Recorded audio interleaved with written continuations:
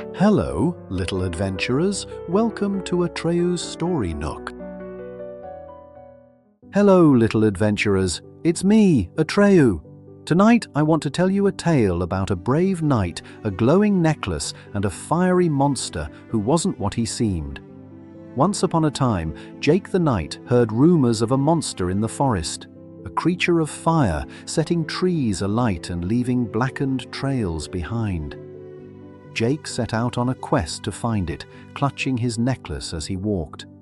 But as he traveled deeper into the woods, the necklace began to pulse, steady, glowing light, as if guiding him toward something.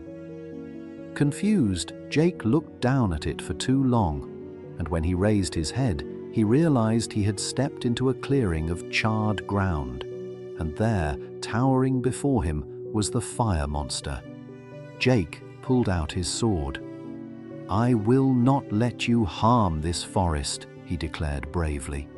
But then, the monster met Jake's eyes. They weren't angry eyes at all. They were frightened. The creature turned toward the moon and whimpered softly, as if searching for a way home.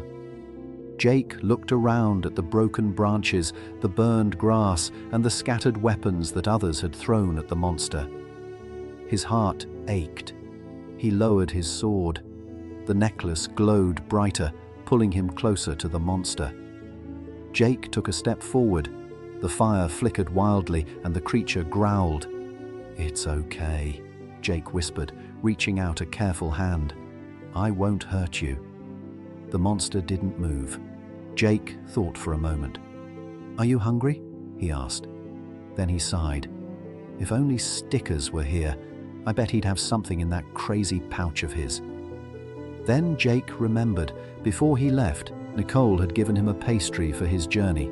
He reached into his satchel, broke off a piece, and held it out. The monster sniffed, but pulled back. Jake smiled, popped a piece into his own mouth, and then held out another piece. This time, the fiery snout crept closer. Munch! The pastry was gone. Jake slowly reached out again. The flames didn't feel hot at all. He pressed through the fire and touched the monster.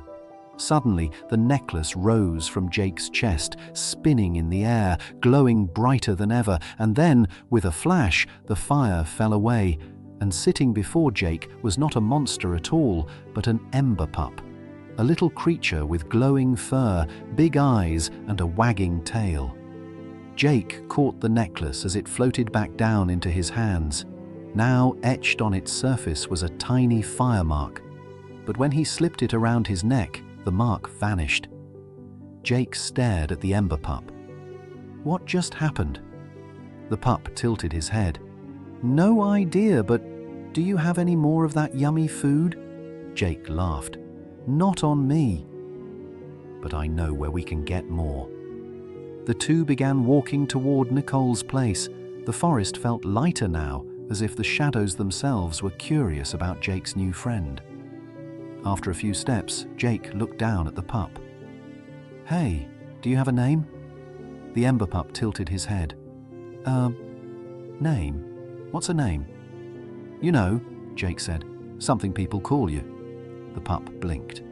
"Oh, then I guess my name is or maybe Run Away. That's what everyone yells when they see me." Jake winced, giving a sheepish smile. That's not exactly what I meant." He studied the glowing pup for a moment, then his face brightened. "How about Cinder?" The pup's fur sparked with tiny bursts of light, like fireworks, though nothing caught fire. "Cinder," he repeated, tail wagging. "I like it." Jake grinned. "Then Cinder it is." Together they continued down the path, side by side, toward Nicole's warm little nook. And that, little adventurers, is the tale of the brave knight, the fire monster, and the Emberpup he was always meant to find. That night, Jake learned something important. Sometimes what looks frightening is just someone who needs kindness, patience, and a little food to feel safe. So remember, when things seem scary, look closer. You might just find a friend.